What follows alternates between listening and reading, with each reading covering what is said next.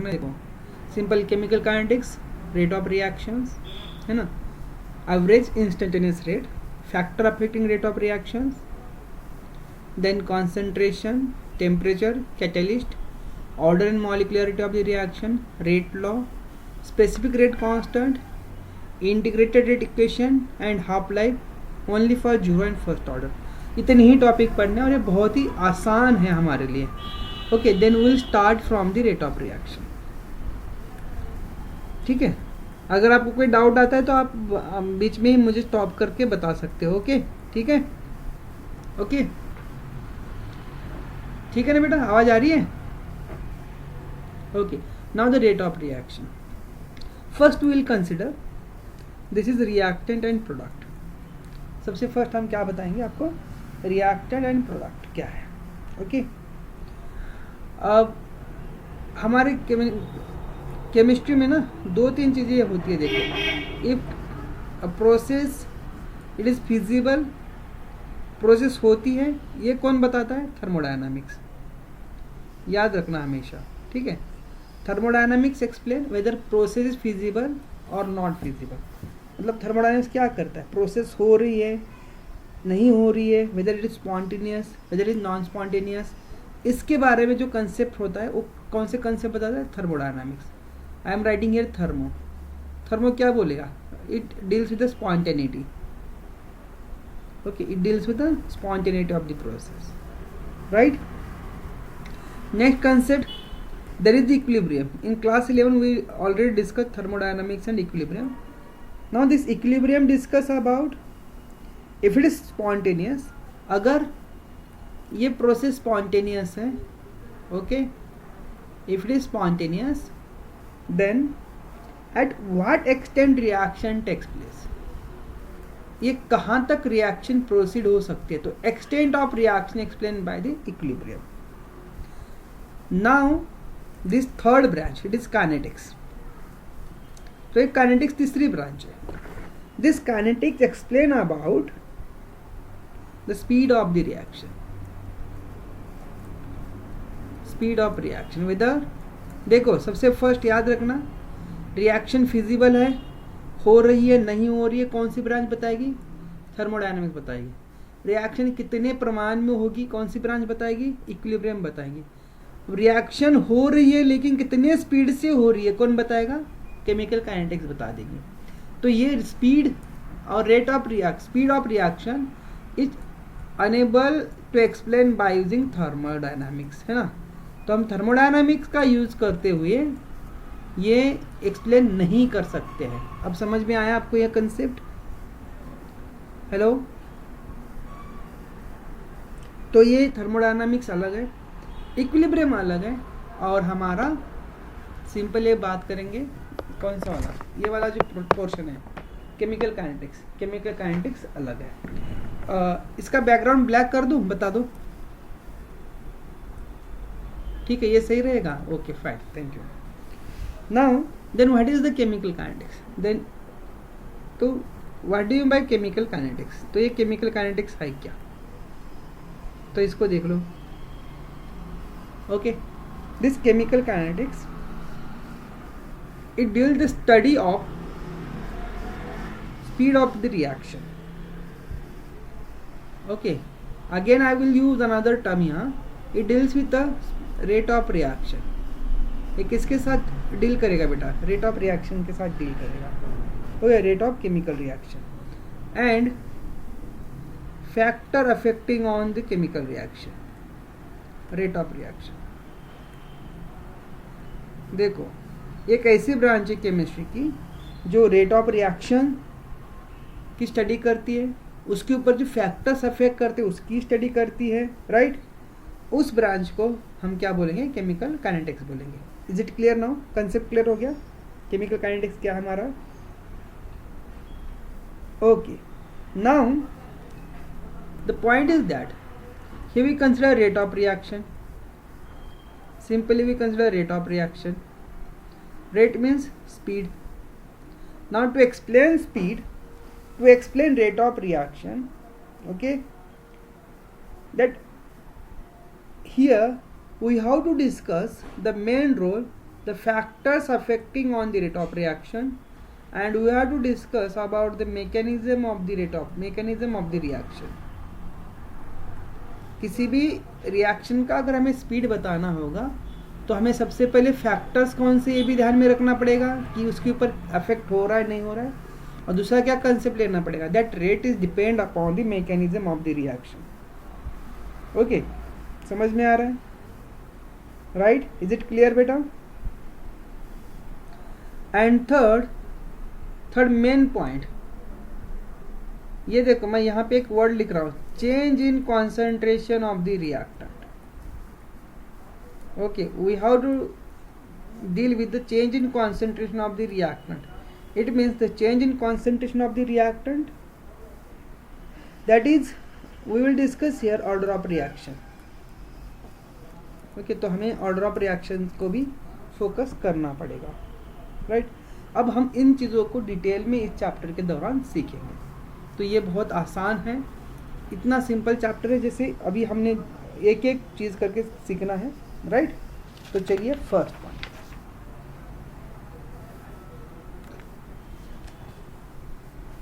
ठीक है, अब हम स्टार्टिंग पॉइंट चले, what is rate of reaction.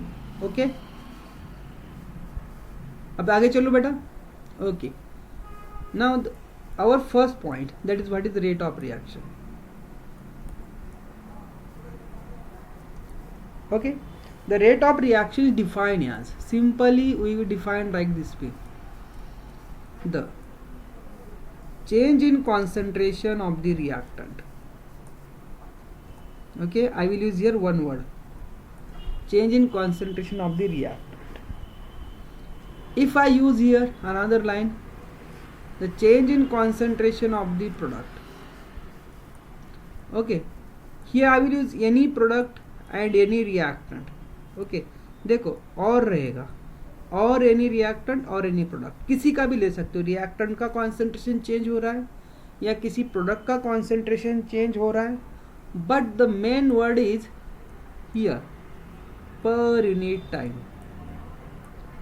So I will discuss here, that is change in concentration of any reactant or product per unit time, that is the rate. This is the rate. Okay, is it clear now? समझ में? Okay, then I will put one example. This is reactant and this is product. Okay, the point is that if initially जैसे हम लोग चलिए hotel में चलेंगे तो हमें पता है इनिशियल स्टेज पे इस तरह से चिकन बिरयानी रखी होती है, आराम से हम लोग चिकन बिरयानी खा लेंगे. जो वेज है वो वेज बिरयानी खा लो, है ना. एक चिकन की हंडी इस तरह से रखी हुई है. This initial state time t0, but after some time, अगर मैं आफ्टर सम टाइम की बात कर लूँगा, है ना, तो ये जो मुझे कंसेप्ट मिल रहा है ना, ये जो मेरी चिकन की हंडी है ना, ये ख़त्म हो रही. देखो ये ख़त्म होगी इतनी. राइट, मतलब मैंने क्या किया, खा लिया.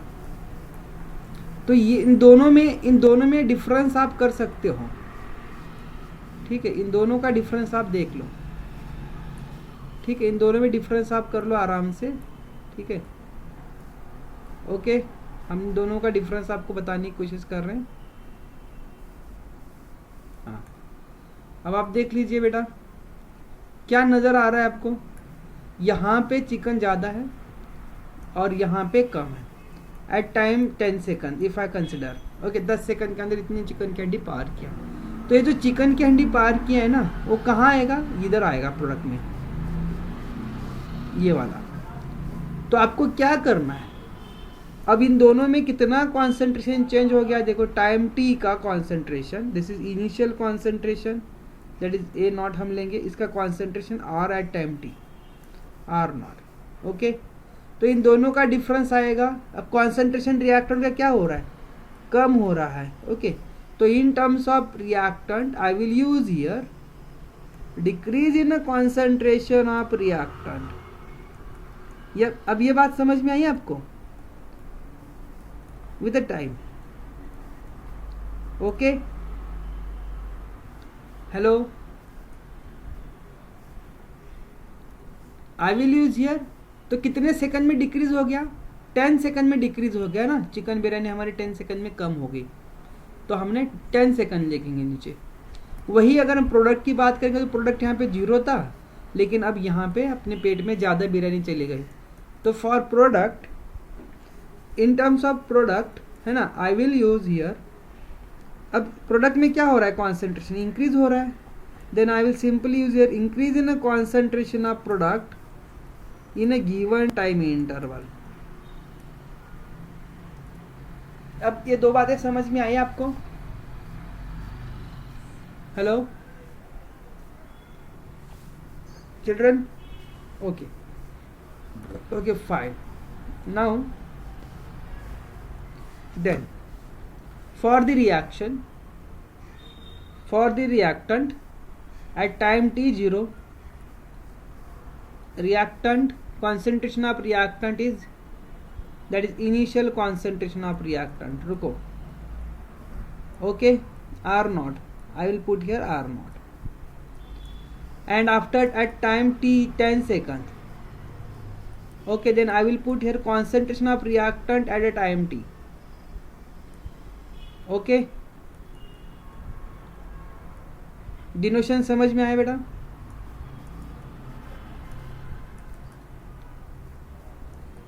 अब डिनोशन दोनों समझ में आए तो आपको, अब now the time interval 10 minus 0, okay, then obviously I will put here RT minus R naught, okay, right? Is it clear? Okay, then I will use here, this is for reactant, okay, but I will use here minus sign. Why I am using minus sign? Because the concentration is decreases, okay, clear ho, right? Then for rate of reaction, for concentration, this is, it could be the delta R, change in concentration of reactant, this is change in time interval, but I will use here negative sign, okay. For product, the rate of reaction is same, because at the same time product increases, then change in product in a given time interval, but I will use here plus.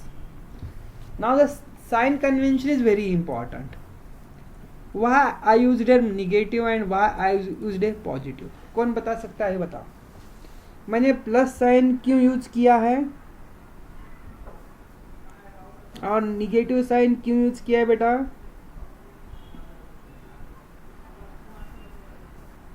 Right, now when we minus it, then I will get here negative value, है ना? जब हम इसकी बात करेंगे तो इसकी negative value मिलेगी हमें, समझ में आ रहा है? इसकी नेगेटिव मिलेगी, and this negative become positive, समझे?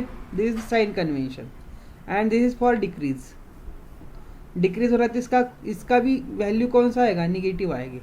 Now this is for increasing purpose, okay.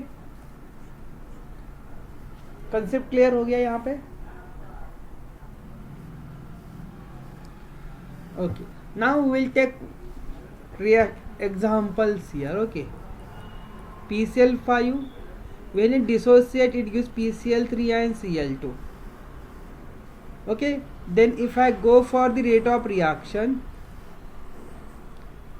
then concentration of PCl5, change in concentration of PCl5, look here, in a given time interval, okay, that is equal to the, this is change in concentration of PCl3 in a given time interval, this is change in concentration of Cl2, concentration ये square bracket compulsory रहेगा, ठीक है। Now the sign, here I will put minus, here I will put plus, okay. Plus क्यों दिया? Because the concentration is increases. माइनस क्यों दिया? बिकॉज concentration goes on decreases. Is it clear? Okay, now another example I will take here. This very important example, okay.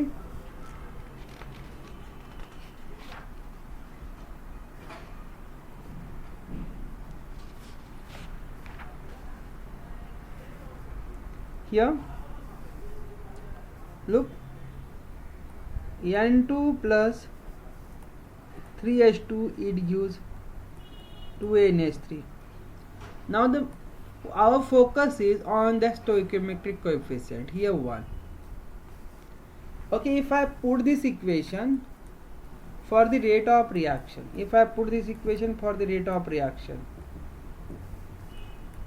then I would like to write this equation in this pattern: change in concentration of N2 divided by T, okay, that is equal to change in concentration of H2 divided by T. अब बेटा इसमें याद रखना, यहाँ पे concept इस तरह से आता है, बहुत ही इंपॉर्टेंट है. Now I am putting here some, this is N2, okay, and here we have H2, and here then just wait, okay, देखो there is 2N, okay, and this is ammonia, now just focus here, they react. अब मुझे बता किसकी, for one nitrogen how many hydrogens are there? 3 hydrogens react, okay. ये बात समझ में आ रही है आपको? हेलो, इट मीन्स जब तक एक नाइट्रोजन कंज्यूम नहीं होता है उस टाइम में 3 हाइड्रोजन कंज्यूम होते हैं. समझ में आ रहा है ना? तो कंज्यूम होने की स्पीड किसकी ज्यादा है, हाइड्रोजन की और नाइट्रोजन की? Who will tell me?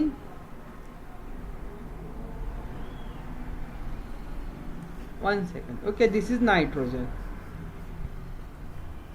okay, and here is hydrogen, okay,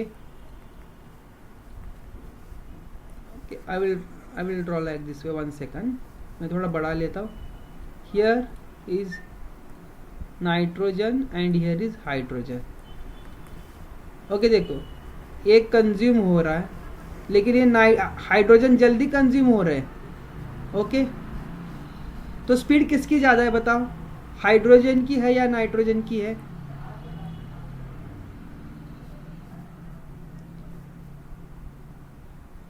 नहीं, नाइट्रोजन तब तक स्टैंड है जब तक हाइड्रोजन के 6 आइटम्स कंज्यूम नहीं होते हैं, ठीक है. It means speed of decomposition is more in case of hydrogen then nitrogen. समझ में आ रहा है? किसकी स्पीड ज़्यादा है अभी डिकम्पोज होने की? हाइड्रोजन की ज़्यादा है comparative with nitrogen. Okay, is it clear?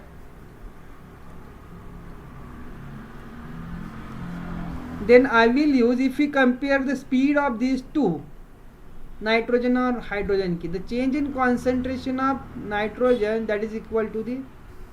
अब देखो, अब ये हाइड्रोजन सेम टाइम इंटरवल में. अब आप समझ सकते हो कि एक नाइट्रोजन कितने हाइड्रोजन है? 3 हाइड्रोजन है ना, 3 हाइड्रोजन मॉलिक्यूल्स है. तो एक नाइट्रोजन और 3 हाइड्रोजन को अगर हम कंपेयर करेंगे तो if I said hydrogen have 3 times speed then nitrogen. Is it clear? ये बता सकता है कोई मैंने क्या लिखा है? Hydrogen have 3 times speed then nitrogen. Is it clear? तो मुझे बता कि ये इसी लाइन को मैं इस तरह से लिखूं, इस लाइन को मैं इस तरह से लिखता हूं. देखो इस तरह से मैं लिख रहा हूं, hydrogen have 3 times speed then nitrogen. Is it clear?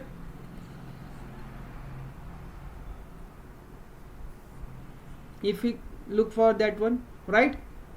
बेटा ये समझना, यहाँ पे हमें 1 मार्क का क्वेश्चन आता है, 2 मार्क का क्वेश्चन यहाँ पे आएगा. Then I will use here 3 times speed of change in concentration of nitrogen, that is equal to the concentration of hydrogen. Then if I put this 3 here, 1/3. Is it clear?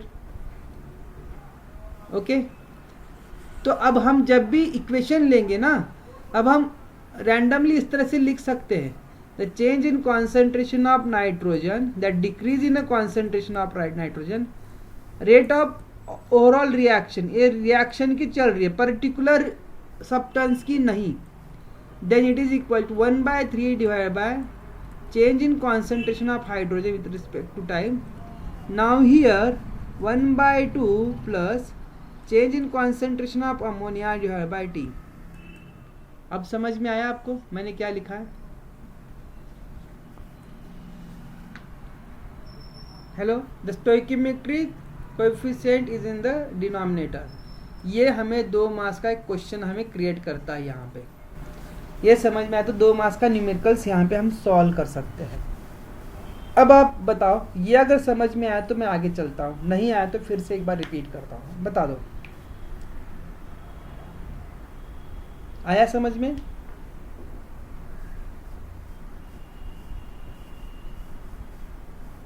Okay fine. कौन कौन join किया है अभी?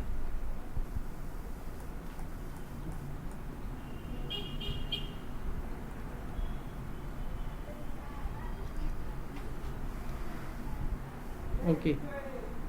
अविनाश, मयूर, गौरव, रंजीत, तरुण, बेटा आप सब लोग बात करना है, ठीक है? ये समझ में आया तो मैं आगे चल रहा हूँ. Okay, I will give one more equation two you. Okay, अब ये इस इक्वेशन को आपको बताना है, राइट? बता दो. बहुत आसान सा ले रहा हूँ, ठीक है? N2O5 nitrogen pentoxide. Okay, this is 4NO2 plus O2, then I will use O2. Okay, then what is the rate of reaction? Rate of reaction is different and individual का रेट डिफरेंट होता है. For rate of reaction अगर हम बात करेंगे तो हम सबका लेंगे. ओके, तो simple change in concentration of N2O5 divide by delta T. Okay, that is equal to the change in concentration of NO2 divide by delta T, that is equal to the change in concentration of O2 divide by delta T. Individual का लेना अलग है और reaction का लेना मतलब stoichiometric coefficient को consider करना होता है. अब मुझे बताओ, यहाँ पे कोई डाउट होगा? ये माइनस रहेगा, ये प्लस रहेगा, ये प्लस रहेगा.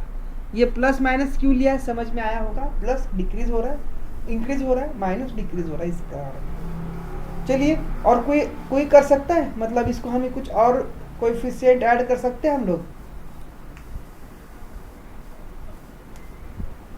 बता दो क्या कर सकते हैं यहाँ पे? Rate of reaction, this 2 that is 1/2, this 4 1/4. यहाँ पे कुछ नहीं, ये समझ में आया? This will be the rate of reaction. Okay, individual का रेट अलग है और रेट ऑफ रिएक्शन अलग होता है, याद रखना. ओके, तो मैं इसी को एक बार फिर लिखता हूँ यहाँ पे. The rate of reaction is given 1/2 minus N2O5 delta T. Okay, this will be the rate of reaction. Now here decrease in the concentration, it means rate of decomposition of N2O5. Okay, now this is equation 1 and this equation is 2. These are different. If they ask about decomposition, then simply I will go for N2O5 and delta T. I will put here negative sign because of this. Now this equation and this equation is totally different. ये बस N2O5 के लिए ही दिया जा रहा है बेटा, और ये पूरी रिएक्शन के लिए दिया जा रहा है. अब समझ में आ रहा है आपको? दोनों का डाउट समझ में आया? हेलो, अगर अब मुझे इस इक्वेशन से बताओ, rate of reaction for NO2 क्या रहेगा और डिकम्पोजिशन ऑफ NO2 क्या रहेगा? रेट ऑफ रिएक्शन अगर इन टर्म्स ऑफ NO2 पूछा जाता है, then we will take 1/4 NO2 divide by delta T. Only for NO2 पूछा जाता है तो आई विल ओमिट दिस 1/4। अब हमें 1/4 की ज़रूरत नहीं है यहाँ पे जब पर्टिकुलर पूछा जाता है तो। समझ रहे हो? राइट? तो यहाँ पे देखो ना, इन दोनों में ये सिंपल है। देखो -N2O5 डेल्टा टी एंड यहाँ पर 1/2 N2O5 divide by delta T. तो इनसे आप ये अगर समझ में आए तो यहाँ पे हमें 2 मास कवर हो सकते हैं। मैं फिर से रिपीट कर रहा हूँ, ये समझ में आया बेटा? हेलो?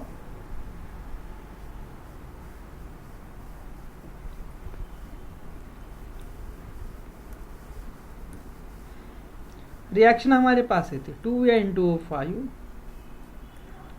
4NO2 प्लस O2, ये था। ओके, अगर मैं बता दूं rate of decomposition of N2O5 तो मुझे क्या लेना है? Only I will take change in concentration of N2O5 divide by delta T, but I will put here negative sign. अगर मुझे पूछा जाता है तो rate of formation of NO2 then I will use here plus change in concentration of NO2 divided by delta T। अगर मुझे पूछा जाता है rate of formation of O2 then I will use here plus O2 change in concentration of O2 delta T। Now if I asked about rate of reaction, okay, अगर मैं वही N2O5 के terms में करूं then I will use -1/2 change in concentration of N2O5 delta T. समझ में आया? अगर वही इन टर्म्स ऑफ NO2 अगर करना है then I will put here 1/4 change in concentration of NO2 divide by delta T.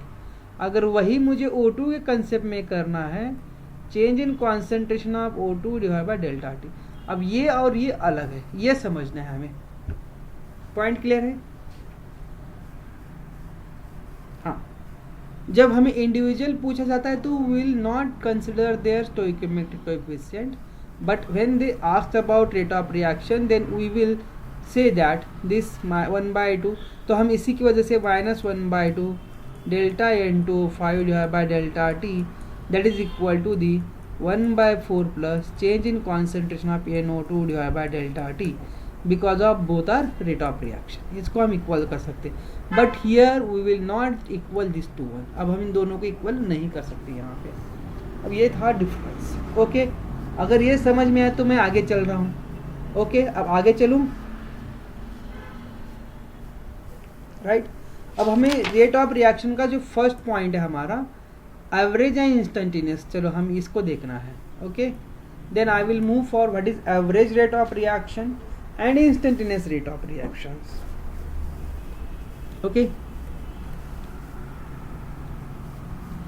ठीक है बेटा? Okay, now the very simple concept average rate of reaction, a very simple concept। Okay, first consider the change in concentration। okay, देखो change in concentration generally we know that the rate is depend upon the molar concentration of the reactant, okay, और product। इस पे depend करता है, reactant और product इसके ऊपर depend किया जाता है। Okay, right. Again if we consider the change in concentration depend upon change in concentration of reactant or product in a given time interval, अगर मैंने क्या बताया, in a given time interval, okay, then they called as average rate of reaction। is it clear? बात समझ में आ रही है? What I used here?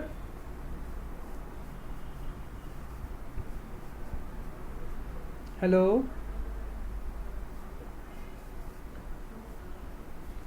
Okay चलो अब मैं बताता हूँ, सुनो। Okay I am writing here. Okay rate of reaction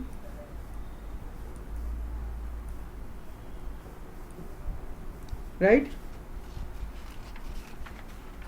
or I will say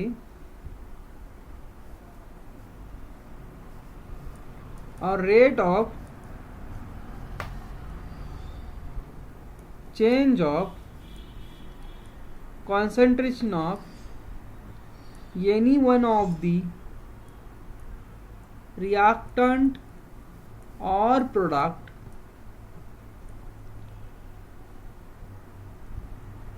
during the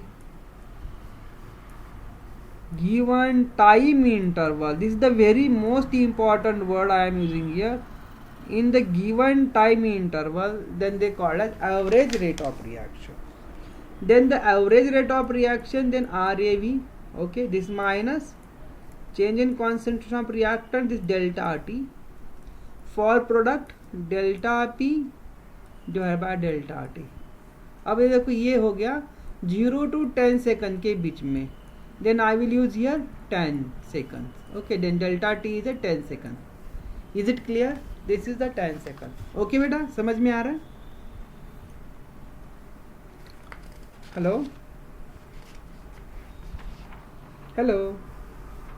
Okay, it means simply if I used here a chart, अगर मैं चार्ट से आपको बताने की कोशिश करूँगा ना, तो देखो this is time.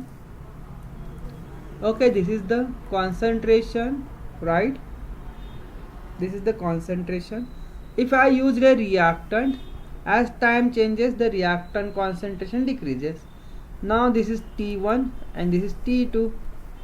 Okay, this is T1 and this is T2. Then simply look here, this is T1 and this is T2. Okay, then the difference between these two. Okay देखो ये आ गया हमारे लिए डेल्टा आर और ये आ गया हमारे डेल्टा टी. तो this is average rate of reaction. Is it clear? Same for product. अब प्रोडक्ट में क्या होता है बताओ? प्रोडक्ट में this is time, this concentration of product. Then product में 0 से स्टार्ट हो जाता है. ओके समझे नहीं समझे? this is time, this is another time. Okay, then this is product and this is the product. So this will be the delta P, this will be the delta T, then delta P plus this is delta T. This is the example of average rate of reaction. Okay, the simple concept, right? ये concept हो गया. तो in a given during time interval अगर बोला जाता है ना, तब हम ये लेंगे average rate of reaction. Okay now next instantaneous rate of reaction.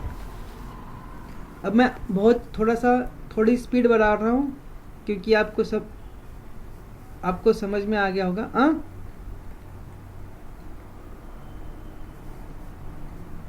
ये लो. हाँ ओके आगे चले. Okay right. नाउ तो इंस्टेंटेनियस मतलब क्या होता है इसमें ध्यान रखो. ओके बेसिकली बहुत प्यार से आपको इसमें समझना है. At a instant of a time. Instant मतलब झट से, अभी बताओ, इसी टाइम पे बताओ, 10 सेकंड पे ही बता दो. समझ में आ रहा है? That is the instantaneous time. Okay first I will draw a diagram. Simple. Okay right. This is the reactant, change in concentration of reactant. Okay, now I will use here a term. देखो अभी मैं कुछ points use कर रहा हूँ. अगर मैं यहाँ से निकल जाऊँगा इस तरह से. Okay if I want to check कि मैं अलग कलर लेता हूँ. ओके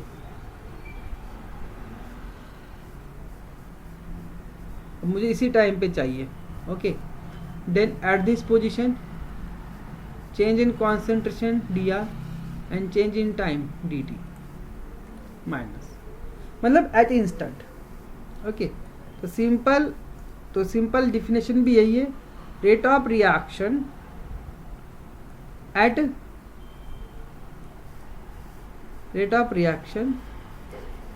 एट यानी instant of time, rate of reaction at an instant of time, that is instantaneous reaction. Then rate of instantaneous reaction is given by minus dt divided by dr. This is delta, it represents small change, very small change. Okay, तो ये चीज़ हमें याद रखनी है. Okay, अब clear हो? Instantaneous और average में डिफरेंस समझ में आ गया आपको? Okay, very nice. Now after this instantaneous and average, we will deal with the factor affecting rate of reaction, that is concentration, temperature, catalyst. Okay, आगे चले बता दो, ये बहुत प्यार से करना है, हमें ज़्यादा परेशान नहीं होना है. Okay, the factors affecting rate of reactions, right? Now okay, simple I will go for like this way. Okay, देखो अब मेरे पास एक पॉइंट है. Okay, there is, I will use rate of reaction, right? Okay, first I will go for this one, concentration. Okay, I will go for concentration. Now in concentration there are two facts. We have reactant concentration. Okay, देखो, if the concentration of reactant is high, then obviously rate is high. पहला point याद रखना. Okay, clear हो? Right. Then second point, if concentration of reactant is low, then rate is low. Product का तो concept ही नहीं है, मतलब product का बस रेट ऑफ रिएक्शन मेजर करते हैं हम लोग. प्रोडक्ट कितना बनता है वो डिपेंड करता है रिएक्टेंट पे. तो सबसे important the concentration of reactant is important. Okay, is it clear now? Right. Now the next second point क्या था हमारे पास? The temperature.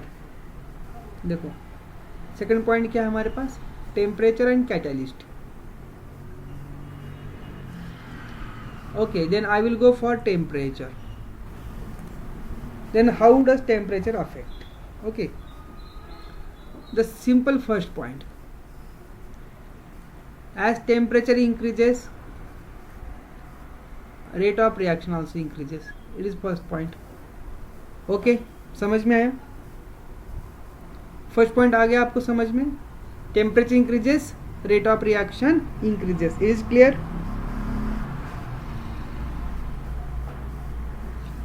Hello.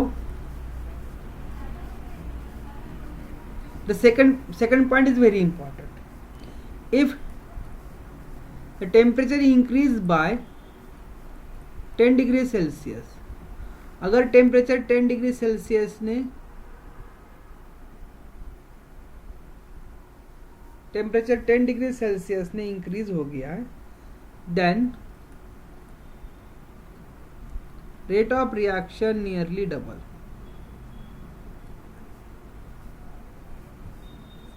Rate of reaction क्या हो जाता है?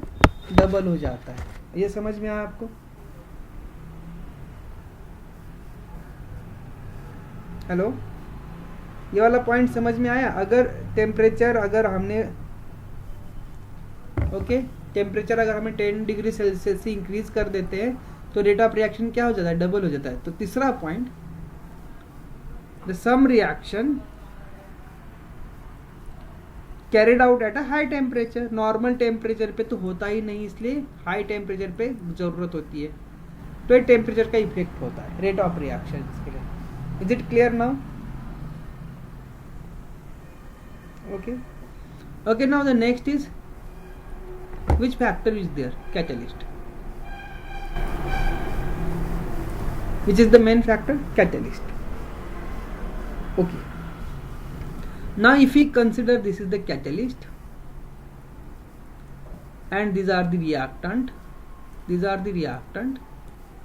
Then this catalyst provide a surface area, okay, and the reactant they come closer, okay, and reaction occurs. Then presence of catalyst, it enhance the speed of reaction. Enhance मतलब increase कर देता है, rate of reaction को क्या करेगा, ये increase करेगा. Is it clear? Okay, समझ में आया? कैटलिस्ट क्या करता है, इंक्रीज कर देता है रेट ऑफ रिएक्शन को. इतना क्लियर हो, बता दो. देखो हमें ये पॉइंट्स क्लियर करने हैं. Factor affecting rate of reaction पे हमें देखना है. Concentration we discuss, temperature we discuss, catalyst we discussed. Is it clear now? Okay, now there are some more concepts are there. Surface area of reactant. Okay, I will use here surface area. Okay, surface area increases, rate of reaction also increases. Okay, surface area of reactant.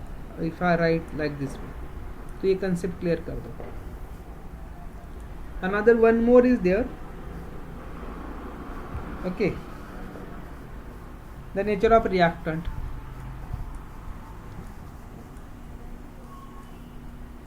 बेटा ये आवाज आ रही मेरी?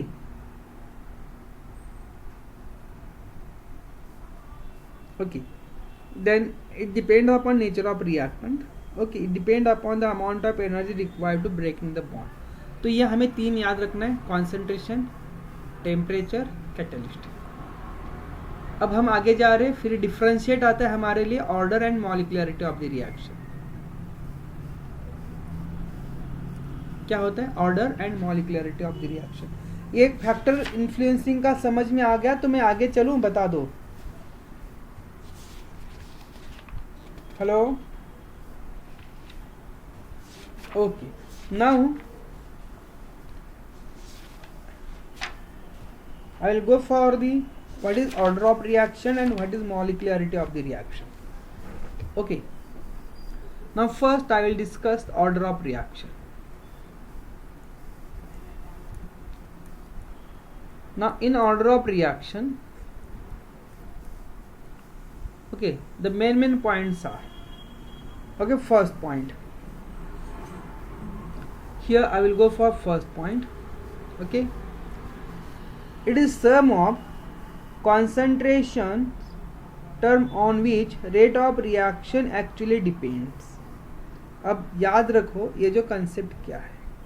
तो order of reaction से पहले ना मैं एक और कंसेप्ट को आपको पढ़ाने की कोशिश करूँगा, that is the rate law. Okay, थोड़ा सा मैं एक कंसेप्ट बताने की कोशिश करता हूँ, व्हाट इज़ रेट लॉ.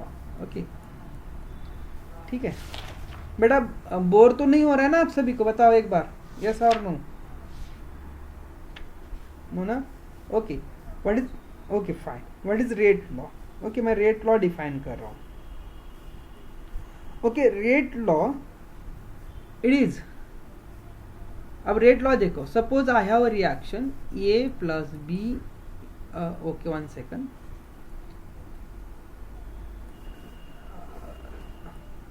देखो मैंने ये वाला इस तरह से लिया है.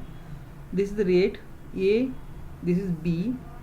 Okay, I will use here simple. M I will use here, then C I will use here N, and here D. The product is O. Okay, this is the reactant. R reactant, M reactant, N reactant, O reactant, and these are the coefficient. A, B, C, D is the coefficient, small letters. Then rate law is defined as, okay, it is directly proportional to the concentration of the reactant. देखो मैं यहाँ लिख रहा हूँ rate law. It is a product of concentration of reactant raised to power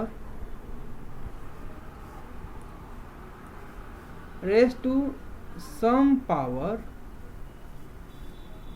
okay देखो मैंने एक word क्या यूज किया बेटा, raise to some power, okay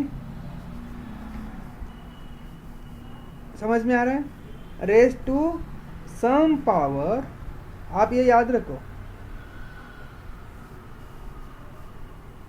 मे और मे नॉट बी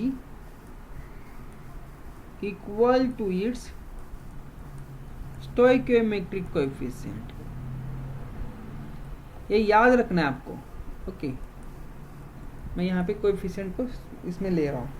इसका मीनिंग ये होता है कि यहाँ पे जो कॉन्सेंट्रेशन है, ये जो रेट है, this rate is directly proportional to the product of reactant and product of reactant, okay concentration of reactant. अब यहाँ पे मैं ले रहा हूँ alpha and beta, this is the rate law, it means they are not equal to the stoichiometric coefficient, they are depend on the concentration terms, they are depend on the concentration term, this is the rate law. If I used same point here, the rate of reaction directly proportional to the concentration of the reactant raised to their stoichiometric coefficient, then this is the law of mass action. समझ में आ रहा है? Hello बच्चा, आवाज आ रही है? तो rate law क्या है? रेट लॉ जो स्टोइकोमेट्रिक कोएफिशिएंट है इसके अलग होता है, ओके अब हम बस एक ऑर्डर ऑफ रिएक्शन एंड मॉलिक्युलरिटी पढ़ते हैं, फिर हम अभी स्टॉप होते हैं। ये समझ में आया रेट लॉ? ये रेट लॉ 1 मार्क के लिए आता है डिफाइन करने के लिए, define rate law, this is for 1 marks, तो ये आपको लिखना है।